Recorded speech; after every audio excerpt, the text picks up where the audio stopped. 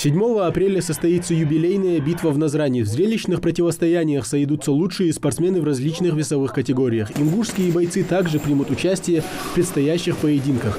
В первую очередь нашим спортсменам важно отстоять честь республики, поэтому они в процессе подготовки не делятся на воспитанников того или иного клуба. В числе бойцов, заявленных на битву, и Илес Алмазов. На данный момент его подготовка продвигается без сбоев. Как отмечает тяжеловес, все должно пройти как по маслу. Основной ударник хавара, базовый вид кикбокс хавара, ударники, атак, тебе кути грозные, потом борьба и да умола. Вейкаиге тренировки, вейкабета бер кути грозные, тренировки ерик делает, мутик чакани ерик процесс. Ханс ерик десафот суббота отбивал, алытыр макака ханс садасни да умола, атак дергдяджи. В войнах Эрзи, Панчер, Эскар, Нарт и другие. В республике достаточно клубов, которые могут представить своих лучших бойцов на турниры по ММА. Все спортсмены проходят отбор перед тем, как выступить на битве. Выигрыш на турнире под эгидой M1 Challenge является своего рода путевкой на битву в горах. Туда хочет попасть каждый, поэтому и тренируются спортсмены усиленно. Это мой уже 4-й профессиональный бой. Раньше выступал. У меня 2 боя битвы на Назрани было, М1.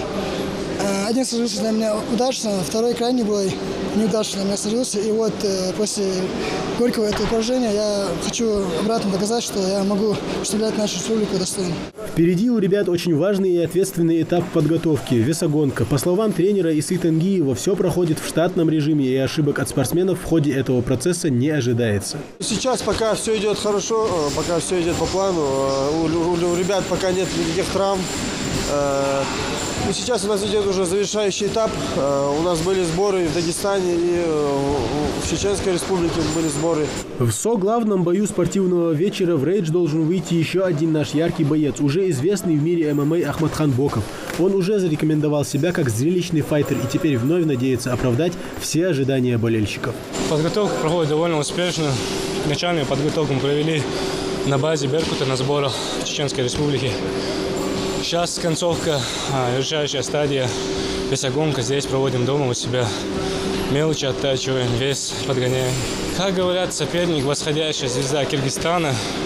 Хороший парень, молодой, перспективный.